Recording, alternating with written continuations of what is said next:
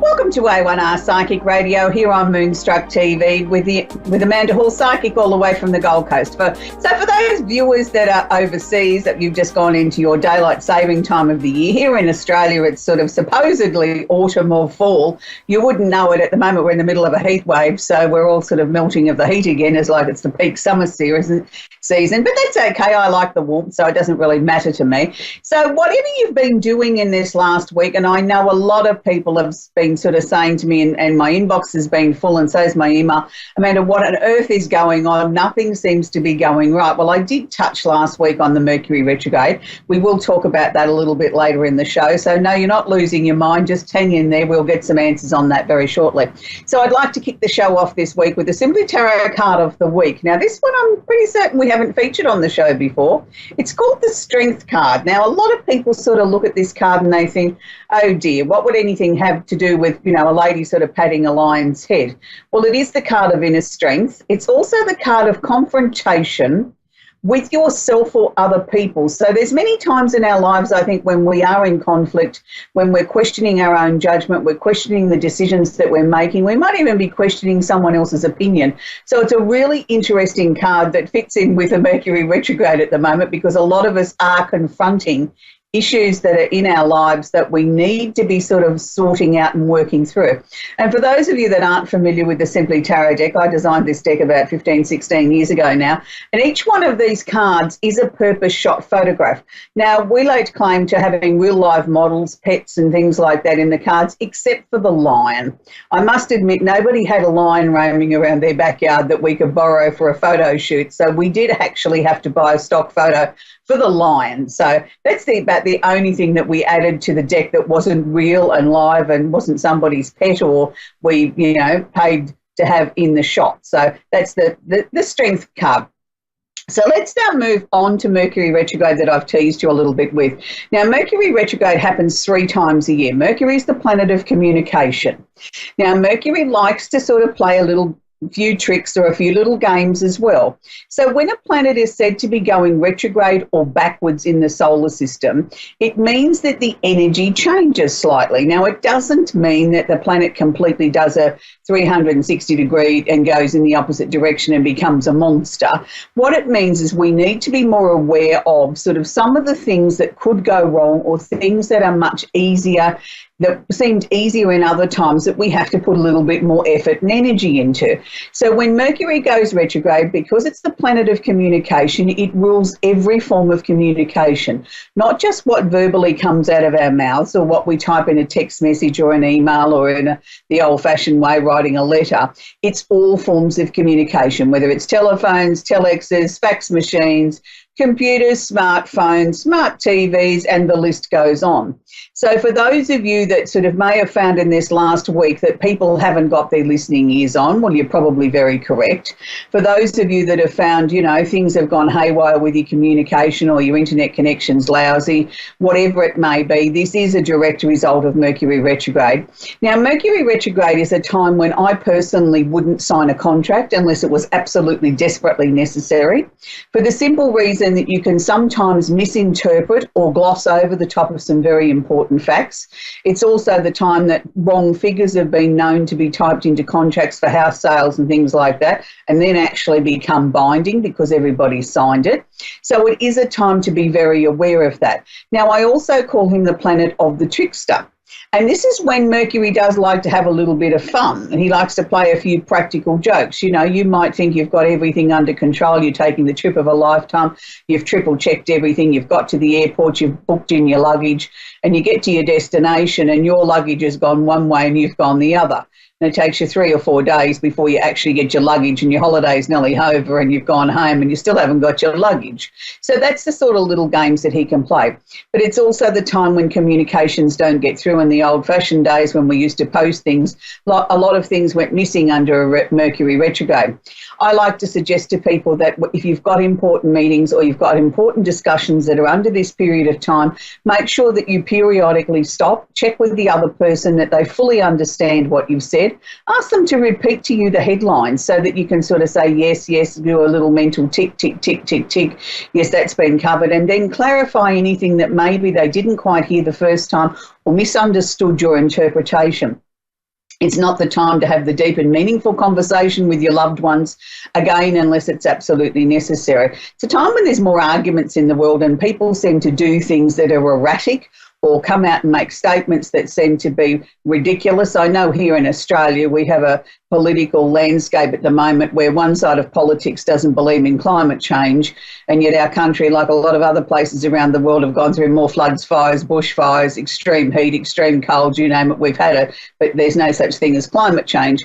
And quite often I sort of think to myself, as we're heading here towards a federal election in a few months' time, and this is the argument is starting now for the climate change issue, is that, haven't they sort of, had a look at the mercury on the thermometer and sort of seen that things are different? Haven't they got their listening ears on all year round? Are they always walking around in a constant mercury retrograde? But, that's sometimes the way that we look at things too, and we see political leaders make stupid statements or go to votes on things that they have no possibility of winning because nobody's listening to them. So there's many different versions of a Mercury retrograde. So can I suggest that you just take your time? Mercury retrograde is from the 6th of March through to the 4th of April.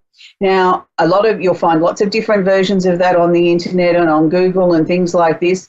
I take my Mercury retrograde from the actual day that Mercury turns retrograde or backwards, and I take the date through till Mercury actually goes forward again.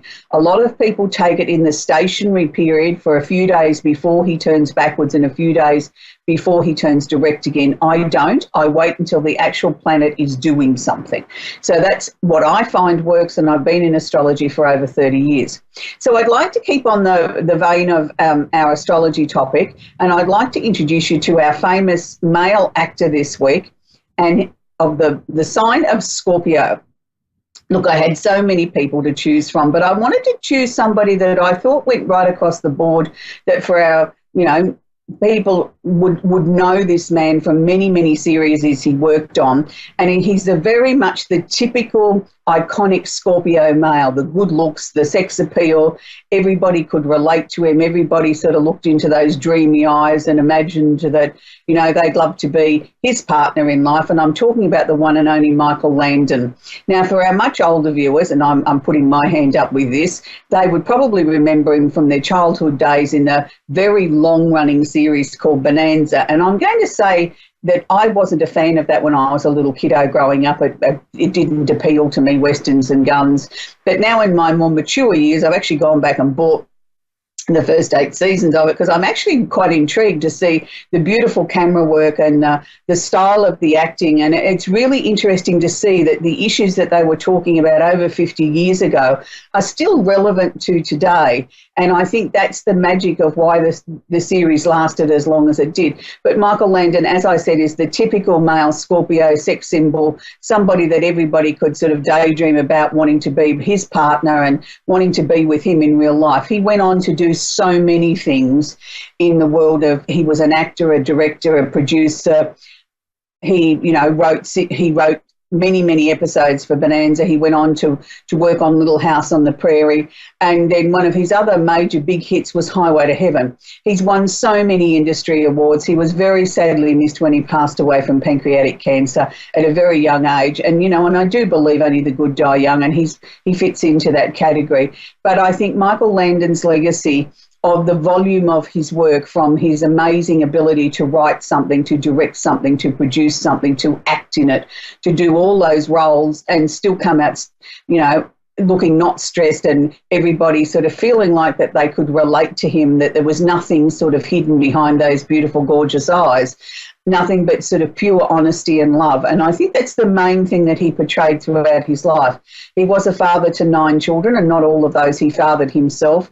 After having a difficult childhood, he went on to try and make the world a better place and believed very much in family and children and love, and that was the things that made the world go round, not so much the money and the fame, but if you have a good solid family unit, you've got everything.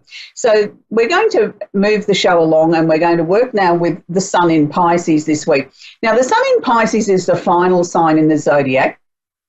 So I'd like to take a little split second to introduce you to my friend behind me on set here. Now, this is Pete, the Pisces, and he's a puffer fish.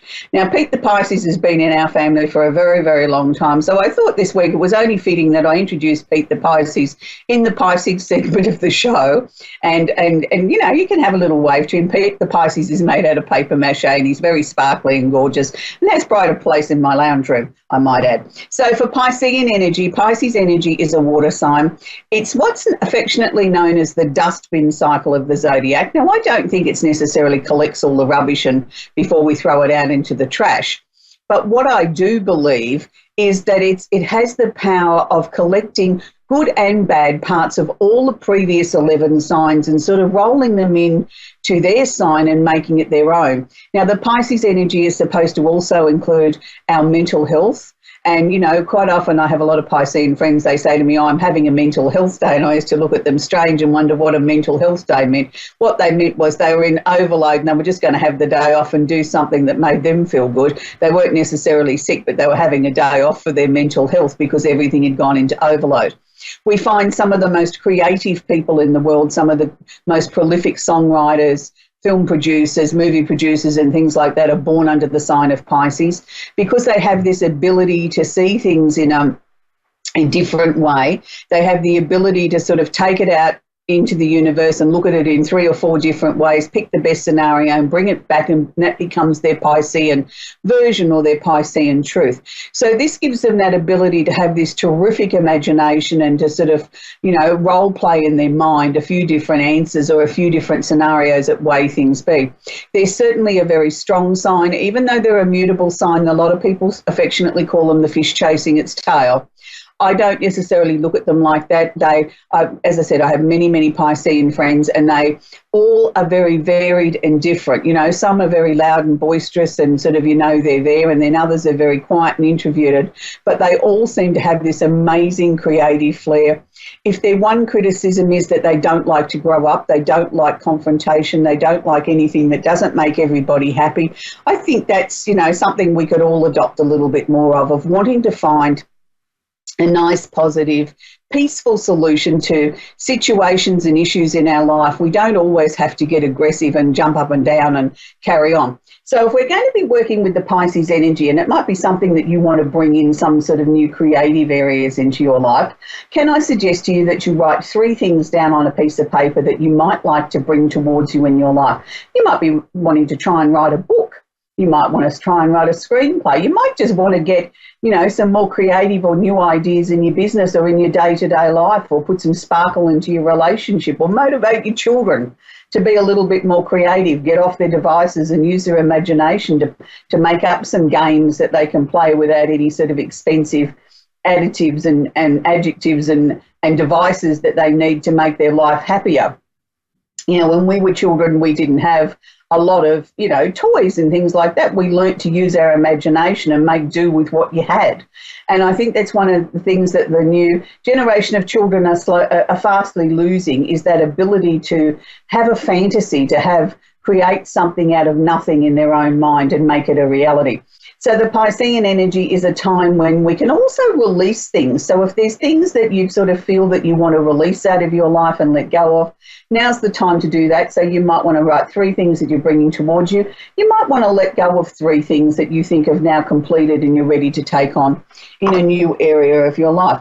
So we would burn the candle for approximately 15 minutes to 2 hours a day. And that would work very, very well. You can do that for the next 7 days. For those of you that don't have a great lot of room and don't want to work with our extra large candles, you may wish to work with a smaller candle. These are our gift box candles. Now, I've got the 3 Piscean or the 3 water sign candles here. These will burn for about 15 hours each. So as long as you keep them out of a draft, not under open windows and air conditioning, you'll get a longer burn time out of them. So with these, you pop the candle underneath, write your list, pop it underneath, putting it on a coaster, never directly on the furniture, and reread out aloud as you're lighting the candle the things that you would like to bring into your life and the things that you may be releasing. So for those people that sort of say, well, that's great, but I don't want to work with a flame, Amanda, well, can I suggest a melt warmer? You can pick these up at your local department store. They're very inexpensive. They are electric. Take 2 teaspoons of wax out of your candle at the beginning of the week, adding an extra half a teaspoon a day. Now, again, same principles, write out on your piece of paper, read it out aloud, pop it underneath your melt warmer, popping that on a coaster onto your furniture. This you can safely leave going without babysitting it or being near it. It adds a lovely fragrance throughout the house. When you're finished with the wax that's in the melt warmer, take the little tray off the top, pop it in the freezer for a couple of minutes, then run a plastic knife or a plastic spoon underneath it, and the soy wax will lift out, and you can dispose of that in the trash. And then just wash it out with warm soapy water, let it dry to room temperature, and then you're ready to use it again. So we're going to move on and take our very, very first call, and it's Ashley in Adelaide. How are you, Ashley? Hi, I'm good. That's good. How's the weather in Adelaide this morning? Good, how are you? It's very good here. How about you? Oh, yeah. I'm good, sweetie. It's hot. It's hot over here, and I believe it's hot where you are too. Yeah. It's not nice. Okay, do you have a question for me, Ashley? What type of questions are you allowed to ask? Just about anything, sweetie. Is there a particular area of your life you'd like me to look at? I was just wondering maybe if there's any messages from anyone. I don't try and deliver messages during the short space of time that we have here on the show, Ashley. If they want to come through, they will. But I prefer to work with if something's bothering you in your life that we look at that, or if you want me to just sort of have a quick general look, and I can do that for you, because what they are showing me is that you're in a period of change, Ashley. I think towards the end of last year, you started to feel very, very restless. Did you not? You sort of started to feel that there had to be more to life than what was being offered? Yeah, maybe. But, yeah, my main question is just from there's someone who's passed away in my life. I don't really have anything else. Yeah, but how long ago did they pass away, sweetie? We don't always have a direct dial to who you want to call up unless they're wanting to come through, and it's not always about whether they want to come through, it's whether or not they're strong enough to come through. And you've got to bear in mind we've only got a few minutes here in this. Sometimes it takes longer than that to connect with the other side. So how long ago did they pass? 2017 in April. Okay. All right. Yeah, they're not giving me anything. They just keep coming back to that you've got a lot of changes coming up in your life, that you need to be sort of taking yourself back to being in a position of power. I think you've been a little bit lax in sort of wanting to reignite your life again. They're asking me to sort of share with you, it's time to get up off the sofa. It's time to start doing something different. There's opportunities out there for you. It's like you're sort of still stuck in this holding pattern. It's like you're the one that's making yourself stuck. And sometimes we can do that after a major loss too, that we don't sort of have the inclination to get up and sort of start living again. And if that's the one thing that you can do for them is to start your life again, because once you start to do that, then you'll find that they'll start to make connection with you, because they feel then that you're in a better space emotionally that they can come through. So, you know, sometimes we block it ourselves by being so caught up in our own grief. Have you just moved house, Ashley? I moved into this house in about May last year. I didn't hear that, sweetie. I moved into this house about May last year. Right, okay. So you've moved in the last 12 months, okay. Because they were showing me that was something that you needed to do. You needed to sort of make that change. Look, I think the remainder of this year is going to be a time of change for you. I don't know that there's going to be another move, but I'm certainly seeing more opportunities around income, things like that, which is good. I feel that you need to be sort of ready to get up there and embrace what life's got in store for you. But the person that you wanted to connect with today is certainly not coming through to me in this short space of time. But I do feel that they will start to make connection with you, I think, in a dream form fairly soon. They're showing me that their power from the other side wasn't strong enough to come through and make connection with me today. And that's sometimes because it's their personality. They're a little bit shy and don't necessarily want to share the messages that they've got with the rest of the world either. So I hope you understand that, Ashley, and I wish you well on your journey ahead. We're going to go to Dilpreet in Surrey, in British Columbia, Canada. Are you there, Dilpreet? Yes, I am. How can I help you today, sweetie? Just wanted to know about this year, I guess, and I've had lots of last year wasn't the greatest, so I'm looking for more success, I guess, better job and better finances. Okay. All right. The first thing that they're showing me is that you're coming up to a time of change. I don't think we've quite hit that yet, Dilpreet.